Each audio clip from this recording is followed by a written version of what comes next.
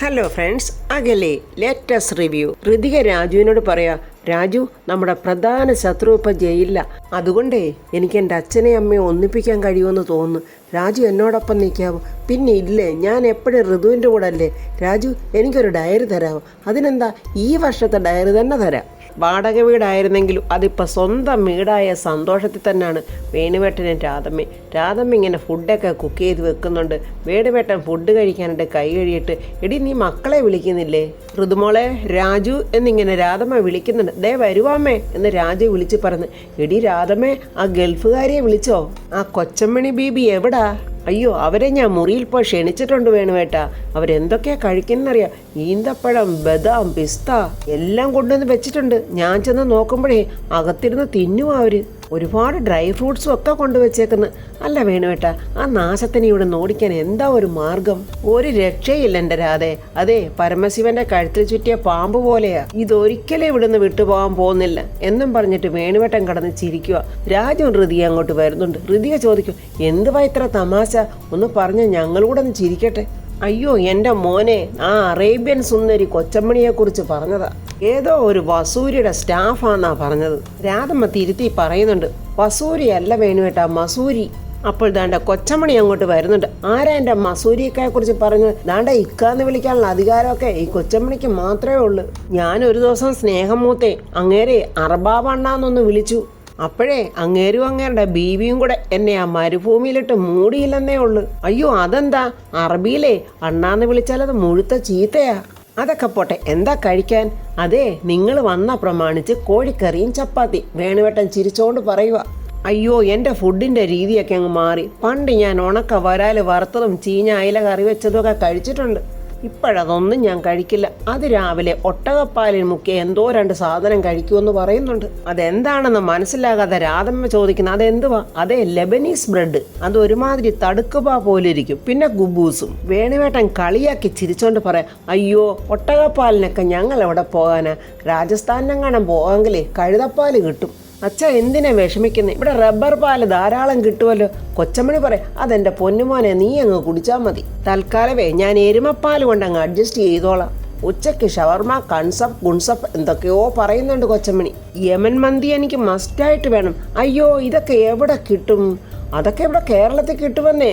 കേരളം ഇപ്പോൾ ഒരു ഗൾഫ് പോലെയല്ലേ? അപ്പോൾ വേണുവേട്ടൻ പറയാം, അല്ല, ഇതൊക്കെ തന്ന് നിങ്ങളെ സംരക്ഷിക്കാനേ. നിങ്ങൾ ഞങ്ങളുടെ ആരാ?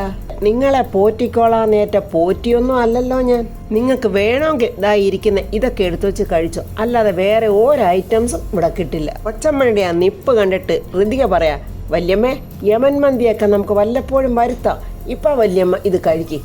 അയ്യോ, ഈ ഉണക്ക ചപ്പാത്തി, ഈ 4 കാലി കോഴിയുടെ 3 കഷ്ണവും തിന്നാലൊന്നും എനിക്കൊന്നും ആകത്തില്ല. എന്ത് ചെയ്യാനാ, തൽക്കാലം ഇതൊക്കെ ഞാനിപ്പോൾ കഴിക്കാം. ബാക്കിയൊക്കെ ഞാൻ ഓർഡർ ചെയ്ത് കഴിച്ചോളാം. രാധമ്മയ്ക്കൊരു സംശയം, അല്ല, ഓർഡർ ചെയ്ത് വരുത്താനൊക്കെ അമ്മ പഠിച്ചോ? പിന്നെ ഇല്ലേ രാധമ്മേ, ദാണ്ട് ഇവരുടെ കയ്യിലെ പൂത്ത കാശല്ലേ ഇരിക്കുന്നത്. അത് കേട്ടപ്പോൾ കൊച്ചമ്മണിക്കൊരു ചിരി. എന്താ വല്യമ്മ ചിരിക്കുന്നത്? അത് ഞാനൊരു കാര്യം ഓർത്തങ്ങ് ചിരിച്ചതാ. ഒരു വ്യാഴാഴ്ച രാത്രിയിൽ ഞങ്ങൾ എല്ലാവരും കൂടെ ഒത്തുകൂടി. അതായത് ഞാനും മൻസൂരും ബീവിമാരും ഞങ്ങളെല്ലാവരും കൂടെ ഗുബൂസും ഒട്ടകം വരട്ടിയതും കൂടെ കഴിച്ചുകൊണ്ടിരിക്കുവാണ്. രാജുവിനും ഋതികയ്ക്കും ചിരി അടക്കാൻ പറ്റുന്നില്ല. അപ്പോഴാണെങ്കിലേ പെട്ടെന്ന് കാതടപ്പിക്കുന്ന ഒരു ശബ്ദം. നോക്കിയപ്പോഴെന്താ, ഒരു വിമാനം ദിക്ക് തെറ്റി താഴെ ഞങ്ങളുടെ തലയ്ക്ക് നേരെ വരുന്നു. മണ്ണിലോട്ടെങ്ങാനും പോയി താഴ്ന്നോളാൻ മസൂരിക്ക് അലറി പറഞ്ഞു. ഒരു നിമിഷം കൊണ്ട് ഞങ്ങൾ എല്ലാവരും ഞണ്ടുകളെ പോലെ ഇങ്ങനെ വളഞ്ഞ് മണ്ണിലടിയിലോട്ടങ്ങ് ഊഴ്ന്നിറങ്ങിപ്പോയി. ഇതിൽ കൂടുതൽ സഹിക്കാൻ വയ്യാതെ വേണുവേട്ടൻ അങ്ങ് എഴുന്നേറ്റ്. എന്നിട്ട് പറയാം, എൻ്റെ പൊന്ന് ജയൻ്റെ അമ്മേ, ഈ ഫുഡ് കഴിക്കുമ്പോഴെങ്കിലും ഇതുമാതിരി യമണ്ടൻ തള്ളു നിങ്ങൾ തള്ളല്ലേ. ആഹാരം നിറകേലങ്ങാനും കയറി ചത്തുപോകും. രാജുവും ഋതികയും രാധമ്മയെല്ലാം കിടന്ന് ചിരിക്കുക. അങ്ങനെ രാവിലെ രാജുവും ഋതികയും ഞങ്ങളുടെ പ്രതാപന്റെ വീട്ടിലോട്ട് വന്നിരിക്കുവാണ്. യാമിനിയെ കണ്ടുകൊണ്ട് ചെറിയമ്മേ എന്ന് വിളിച്ചുകൊണ്ട് ഋതിക ഓടി ചെല്ലുന്നുണ്ട്. യാമിനിയും വളരെ സന്തോഷത്തോടെ, ഋതുമോളെ, അങ്ങനെ രാധമ്മ സ്വന്തം വീടിൻ്റെ പാലുകാച്ച് ഇന്നലെ നടത്തി അല്ലേ? ആ വീടിനോടൊരു സെൻറ്റിമെൻ്റ് ഉണ്ട് ചെറിയമ്മേ, അത് പിന്നെ ഇല്ലാതിരിക്കുമോ മോളെ?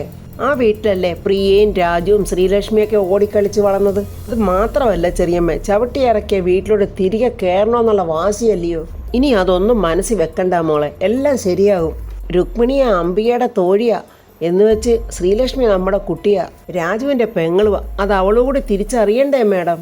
അവൾ തിരിച്ചറിയുന്ന ഒരു കാലം വരും രാജു. രുക്മിണി ആരാണെന്ന് ശ്രീലക്ഷ്മി തിരിച്ചറിയും. അവളിപ്പോൾ ചേർന്ന് നിൽക്കുന്നതേ കടി കിട്ടുന്ന വിഷപ്പാമ്പിൻ്റെ അടുത്താണെന്ന് അറിയുമ്പോൾ ശ്രീലക്ഷ്മി തിരിച്ചു വരികയും ഈ ചെയ്തതിനൊക്കെ അവൾ കരഞ്ഞു തീർക്കുകയും ചെയ്യും. പക്ഷെ എനിക്ക് നിങ്ങളോടൊരു പരാതിയുണ്ട്. അയ്യോ, എന്താ ചെറിയമ്മേ? രാജു പ്രതാപേട്ടന്റെ മരുമകനാ, സൂര്യമംഗലത്തിന്റെ അനന്തരാവകാശി കൂടിയാ. അങ്ങനെയുള്ളപ്പോൾ രാജുവിന്റെ കുടുംബം താമസിക്കേണ്ടത് അങ്ങനെ ഒരു വീട്ടിലല്ലല്ലോ. എന്തു ചെയ്യാനാ? അവനവന്റെ മുതൽ പോലും ഔദാര്യമാണെന്ന് കരുതുന്ന ഈ മഹാ ആദർശവാനോട് ഞാനെന്തു പറയാന്? ഹരിചന്ദ്ര മഹാരാജാവിന്റെ തായ്വഴിപ്പെട്ടവരാണെന്നുള്ളൊരു തോന്നല വേണുവേട്ടനും വേണുവേട്ടന്റെ ഈ പൊന്നുമോനും. ഈ എങ്ങനെയാ എന്റെ ഋതുമോളെ ഈ മുരടനെ പ്രേമിച്ചത്? അയ്യോ, ചെറിയമ്മയെ പ്രേമിച്ചെന്നോ? ചെറുപ്പത്തിലെ കൂടെ കൂടി ക്ലാസ് എടുത്ത് ഞാൻ ഈ മുരടനെ പ്രേമം പഠിപ്പിക്കുമല്ലായിരുന്നോ? ഞാൻ എത്രമാത്രം പാടുപെട്ടതാണെന്ന് ചെറിയമ്മയ്ക്ക് അറിയാവോ? ചെറിയമ്മേ, അച്ഛൻ എവിടെ? അച്ഛൻ അകത്തുണ്ട്. എങ്ങോട്ടാ പോകാൻ റെഡിയാവുമെന്ന് തോന്നുന്നു. എങ്കിലേ ഇപ്പൊ തന്നെ കാര്യം ചെയ്യണം എന്നിങ്ങനെ ഋതിക മനസ്സിൽ ഓർക്കുക. ഋതിക പ്രതാപന്റെ മുറിയിൽ വന്ന് നോക്കുമ്പോൾ പ്രതാപനെ കാണുന്നില്ല. ഭാഗ്യം, അച്ഛൻ കുളിക്കുക. ഋതിക പെട്ടെന്ന് ബാഗിൽ നിന്നൊരു ഡയറി എടുത്ത് ആ ടേബിളിൽ വെക്കുന്നുണ്ട്. ദൈവമേ, രാജുവിനോട് പോലും പറയാതെ ചെയ്യുന്ന കാര്യം ഇത്. എൻ്റെ അച്ഛനും അമ്മയും പരസ്പരം സ്നേഹിച്ച് ഈ വീട്ടിൽ ജീവിക്കണം. ഇതെൻ്റെ ഡ്രീമാണ്. എൻ്റെ ഭഗവാനെ, അച്ഛൻ ഈ ഡയറി കാണണേ. അങ്ങനെ ആ ഡയറി ആ ടേബിളിൽ വെച്ചിട്ട് ഋതിക അവിടെ നിന്ന് പോവുകയാണ്. അപ്പോൾ രാജു അങ്ങോട്ട് വരുന്നുണ്ട്. ഋതു എന്ന് വിളിക്കുമ്പോഴേ ഋതിക അങ്ങ് ഞെട്ടുക. ഋതു, വർമ്മ സാറല്ലേ? അച്ഛൻ കുളിക്കുവാണെന്ന് തോന്നുന്നു. ഋതികയുടെ അന്ന് ഇപ്പം പടുതിയും കണ്ടിട്ട് രാജു ചോദിക്കുന്നു, പിന്നെന്താ ഒരു ടെൻഷൻ പോലെ? ഒന്നുമില്ല രാജു, രാജുവിന് വെറുതെ തോന്നിയതാവും. രാജു, നമുക്കേ നമ്മുടെ മുറിയിൽ പോവാ. അല്ല ഋതു, സാറിനെ കാണണ്ടേ? അതിന് അച്ഛൻ കുളിക്കുമല്ലേ? അങ്ങനെ ഋതിക രാജുവിനെ നിർബന്ധിച്ച് റൂമിലോട്ട് കൂട്ടിക്കൊണ്ടുപോവാ. ഈ സമയമാണെങ്കിൽ പ്രതാപൻ കുളിച്ചിട്ട് ഇറങ്ങി വരുന്നുണ്ട്. പ്രതാപൻ മനസ്സിൽ പറയുന്നുണ്ട്, ചേച്ചി എങ്ങനെ പോലീസ് സ്റ്റേഷനിൽ നിന്ന് പുറത്തിറക്കും? ഒരു കുഴഞ്ഞ കേസായി പോയല്ലോ. അപ്പോൾ പ്രതാപന്റെ കണ്ണിൽ ഋതിക വെച്ചിരുന്ന ഡയറി കാണുന്നുണ്ട്. ഇത് ആരുടെ ഡയറിയാ? എനിക്കിങ്ങനൊരു ഡയറി ഇല്ലല്ലോ. പ്രതാപൻ ആ ഡയറി തുറക്കുമ്പോൾ പവിത്ര എന്ന പേരും ഒരു തുളസിക്കതിർ ഉണങ്ങിയതും അതിലിരിപ്പുണ്ട്. ഇത് എന്നെ ശുശ്രൂഷിക്കാൻ വന്ന ആ ഹോം നേഴ്സിൻ്റെതാണല്ലോ. സിസ്റ്റർ പവിത്ര മറ്റൊരാളുടെ ഡയറി തുറന്ന് വായിക്കുന്ന സംസ്കാരമില്ലായ്മയാണ്, അതുകൊണ്ട് അത് വേണ്ട എന്നും പറഞ്ഞ് പ്രതാപൻ ആ ഡയറിയോടെ വെക്കുക. എന്നിട്ടും പ്രതാപൻ ഓർക്കുക, ആ സ്ത്രീ എൻ്റെ ജീവൻ രക്ഷിച്ചവളാ. അവർക്കിനി എന്തെങ്കിലും പ്രശ്നങ്ങളുണ്ടെങ്കിലോ, ഇനി സ്വകാര്യ ദുഃഖങ്ങൾ എന്തെങ്കിലും ഉണ്ടെങ്കിലോ അത് മനസ്സിലാക്കാതിരിക്കുന്ന തെറ്റാണ്. അങ്ങനെ പ്രതാപൻ ആ ഡയറി തുറന്നെന്ന് വായിക്കാനായിട്ട് നോക്കുമ്പോൾ തൻ്റെ യാമിനി പ്രതാപേട്ട എന്ന് വിളിച്ചോണ്ട് വരുക. ആ യാമിനിയോ? പ്രതാപേട്ടൻ ടാബ്ലറ്റ് കഴിച്ചില്ലല്ലോ, ദാണ്ട കഴിക്ക് എന്നും പറഞ്ഞ് ടാബ്ലറ്റും കുടിക്കാനുള്ള വെള്ളവും കൊണ്ടുവന്ന് പ്രതാപന് കൊടുക്കുന്നുണ്ട്. എന്താ ചേട്ടാ, ചേട്ടൻ എന്തോ ഒരു ടെൻഷൻ പോലെ? അത് ചേച്ചി പോലീസ് സ്റ്റേഷനിലല്ലേ, എങ്ങനെ പുറത്തിറക്കും എന്നുള്ള ആലോചനയില്ല. ചേട്ടാ, ചേച്ചി എങ്ങനെ ജയിലായെന്ന് ചേട്ടനറിയാവോ? ചേട്ടനോട് ചില കാര്യങ്ങൾ എന്നിങ്ങനെ യാമിനി പറയുമ്പോഴേക്കും പ്രതാപന്റെ ഫോണിൽ കോൾ വരുന്നുണ്ട്. പ്രതാപൻ അങ്ങനെ ഫോണിൽ ആരോടോ സംസാരിക്കുക. പുറത്തുനിന്ന് ഋതിക രാജുവിനോട് പറഞ്ഞു, അമ്മ നാണ്ട ജയിലിൽ കിടക്കുന്നു, മോൻ നാണ്ട ഒരു കൂസലുമില്ലാതെ ആഘോഷിച്ച് നടക്കുന്നു. രണ്ടുപേർക്കും ഒരു കൂസലുമില്ലല്ലോ രാജു. എന്താണ് ഇവരുടെ പ്ലാൻ? എന്തൊക്കെയോ സീക്രട്സ് ഉണ്ട് ഋതികെ. ആ മലവിഴുങ്ങിയ അനന്തംപിള്ള ആണല്ലോ ഇവരുടെയൊക്കെ ഗോഡ് ഫാദർ. ഇവരെല്ലാവരും ചേർന്ന് എന്തൊക്കെയോ അഡ്ജസ്റ്റ്മെന്റ് ഉണ്ട്. എന്ത് അഡ്ജസ്റ്റ്മെന്റ് ആണെങ്കിലും രാജു, ഈ കേസിൽ നിന്നും അംബികയ്ക്ക് അങ്ങനെ തലയൂരി വരാൻ പറ്റില്ല. അത്രയ്ക്ക് വളരെ സ്ട്രോങ് ആണ് ഈ കേസ്. നമ്മൾ അവരോട് പ്രതികാരം ചെയ്യാൻ വേണ്ടി നമ്മൾ കാത്തിരിക്കുമായിരുന്നു. പക്ഷെ അതിനു മുമ്പ് ദൈവം അവരോട് പകരം വീട്ടി. ഒന്നും അങ്ങോട്ട് വിശ്വസിക്കാൻ പറ്റില്ല ഋതു. ഇവളും ഇവളുടെ പുറകിലുള്ളവരും എല്ലാം വലിയ താപ്പാനകളാ. ഊരിപ്പോരാനേ മാക്സിമം അവർ ശ്രമിക്കും. ഞാൻ അവരെ അങ്ങനെ വെറുതെ വിടാൻ പോകുന്നില്ല രാജു. രാജു എൻ്റെ കൂടെ ഉള്ളത് കൊണ്ട് എനിക്ക് ഒരു പേടിയില്ല. അവളും അവളുടെ മകനും കൂടെ ചെയ്തതിനൊക്കെ നമുക്ക് പകരം ചോദിക്കണം. എൻ്റെ അച്ഛനെ കൊല്ലാൻ ബോംബ് വെച്ചത് അവരാ. വർമ്മ സാർ ഇതൊന്നും ഒരിക്കലും വിശ്വസിക്കില്ലരുത്. അല്ലെങ്കിൽ ഈ കാര്യങ്ങളൊക്കെ നമുക്ക് വർമ്മ സാറിനോട് തുറന്നു പറയാമായിരുന്നു. വിശ്വസിച്ചാലും വിശ്വസിച്ചില്ലെങ്കിലും അച്ഛനോട് നമുക്ക് ഇതെല്ലാം തുറന്നു പറയണം രാജു. വർമ്മ സാർ ഇതൊന്നും കേൾക്കില്ല. അംബികയെക്കുറിച്ച് എന്തെങ്കിലും പറയാൻ തുടങ്ങുമ്പോൾ തന്നെ സാറ് നമ്മുടെ വായി മൂടിക്കിട്ടും. ഇല്ല രാജു, അച്ഛൻ എത്ര വഴക്ക് പറഞ്ഞാലും പറയാനുള്ളത് ഇത്തവണ ഞാൻ പറഞ്ഞിരിക്കും. ഋതിക പറഞ്ഞത് ശരിയാ, പക്ഷെ ഇപ്പൊ പറയാനൊരു സുവർണ അവസരമുണ്ട്. കാരണം അംബിക ഇപ്പോഴകത്താ. അംബികയെ സെൻട്രൽ ജയിലിൽ അയക്കാൻ വർമ്മ സാർ ഒരിക്കലും സമ്മതിക്കില്ല. സാറിനെ ധിക്കരിച്ചിട്ട് നമുക്കൊന്നും ചെയ്യാനും പറ്റില്ല. അത് രാജു പറഞ്ഞത് ശരിയാ. അച്ഛൻ്റെ സ്നേഹത്തിൻ്റെ മുന്നിൽ നമ്മളങ്ങ് തോറ്റുപോകും. അനന്തംപിള്ളയുടെ അടുത്തോട്ട് ദീപക്കും ജയനും വരുക. ജയൻ വലിയ ഗമേൽ അവരോടൊപ്പം വരുക. നീ അങ്ങോട്ടാ എന്ന് ചോദിക്കുന്നുണ്ട് ദീപക്. അങ്ങനെ ജയൻ അവിടെ നാണിച്ചു നിൽക്കുക. അല്ലേ, ആ ജയൻ ഒരു ന്യൂസൻസ് ആണല്ലോ. അത് സാരമില്ല മോനെ, രാഷ്ട്രീയക്കാർക്ക് ചാവേറുകളെ ആവശ്യമുണ്ട്. ഇവനൊരു ചാവേറായിട്ട് അവിടെ നിൽക്കട്ടെ. ജയൻ ഓടി അങ്ങോട്ട് വന്നിട്ട്, സാറേ എൻ്റെ എന്തെങ്കിലും സഹായം വേണോ? ദീപക് ദേഷ്യത്തോടെ, സഹായം എന്തെങ്കിലും വേണമെങ്കിൽ തന്നെ വിളിപ്പിക്കാം, താൻ പുറത്തു പോയി നിന്നേ. ഇവൻ നമുക്കൊരു വലിയ പാരയാവുമല്ലോ അങ്കിൾ. അങ്കിളെ. അതിനെന്താ മോനെ, അവനെ നമുക്ക് പാരയാക്കാം. മോൻ അവന്റെ കാര്യം ഓർത്ത് വറീഡാകാതെ. ഇതുപോലെ ബലിയാടാകുന്ന കുറെ ആൾക്കാരെ എപ്പോഴും നമ്മുടെ ചുറ്റും ഇങ്ങനെ മേഞ്ഞു നടക്കണം. അതൊക്കെ പോട്ടെ, മോൻ അംബികയോടെല്ലാം പറഞ്ഞിട്ടില്ലേ നാളെ ചോദ്യം ചെയ്യുമ്പോൾ പെരുമാറേണ്ടതൊക്കെ എങ്ങനെയാണെന്ന്? ഞാൻ പറഞ്ഞു കൊടുത്തിട്ടുണ്ടെങ്കിലേ, പക്ഷെ അത് പോരാ അങ്കിളെ. അമ്മയുടെ സ്വഭാവം അങ്കിളിന് അറിയാവുന്നതല്ലേ, വിശ്വസിക്കാൻ പറ്റില്ല. അങ്കിളും കൂടെ ഒന്ന് പറഞ്ഞു കൊടുത്തേരെ. ജയൻ പുറത്ത് ജനലിന്റെ അടുത്ത് നിന്ന് എത്തി നോക്കുക, അവരെന്താ പറയുന്ന ഒന്നുകൊണ്ട് മനസ്സിലാവുന്നുമില്ല. ഈനാമ്പേച്ചയ്ക്ക് മരപ്പെട്ടി കൂട്ട്, രണ്ടിനെയും കണ്ടാ നല്ല ചേർച്ചയാ. ജയനോട് വന്നിട്ട് പറയുക, ഒരുത്തൻ അടിത്തൊരപ്പൻ, മറ്റവൻ മലത്തൊരപ്പൻ. അംബികയ്ക്ക് അവിടുത്തെ ഒരു പോലീസുകാരി പെട്ടെന്ന് രഹസ്യമായിട്ട് ഫോൺ കൊണ്ടുവന്ന് കൊടുക്കുന്നുണ്ട്. എന്താ അംബിക, മനസ്സിലായില്ലേ? ഞാൻ അനന്തംപിള്ള. എനിക്ക് മനസ്സിലായി, ഇത് പോലീസ് ക്ലബ് അല്ലേ. എന്താ അനന്തംപിള്ളേ? അവർ വല്ലതും പറഞ്ഞായിരുന്നു? നാളെ ചോദ്യം ചെയ്യുമെന്നൊരു അറിവ് കിട്ടി. എനിക്കും അങ്ങനെ ഒരു അറിവ് കിട്ടി. അവർ ചോദ്യം ചെയ്യുമ്പോൾ സ്വീകരിക്കേണ്ട ചില നയങ്ങൾ ഞാൻ അംബികയ്ക്ക് അങ്ങോട്ട് പറഞ്ഞുതരാം. അല്ല, എന്നോട് ദീപക്ക് പറഞ്ഞിട്ടുണ്ട്. എന്നാലും അനന്തംപിള്ള കൂടി ഒന്ന് പറയും, ഞാൻ എന്താ ചെയ്യേണ്ടത്? ചോദ്യം ചെയ്യലിനോട് സഹകരിക്കണം. ഒരു വനിതാ ഓഫീസറും മറ്റൊരു ഓഫീസറും കൂടി ആയിരിക്കും അംബികയെ ചോദ്യം ചെയ്യുന്നത്. എന്ത് ചോദ്യത്തിന് തറുതല പറയണം. മാക്സിമം ആ ഓഫീസറെ അങ്ങ് ഇറിറ്റേറ്റ് ചെയ്തേക്കണം. അംബികയോട് മാക്സിമം അവർക്ക് എത്രത്തോളം വൈരാഗ്യം തോന്നുമോ ആ രീതിക്ക് അങ്ങ് പെരുമാറിയേക്കണം.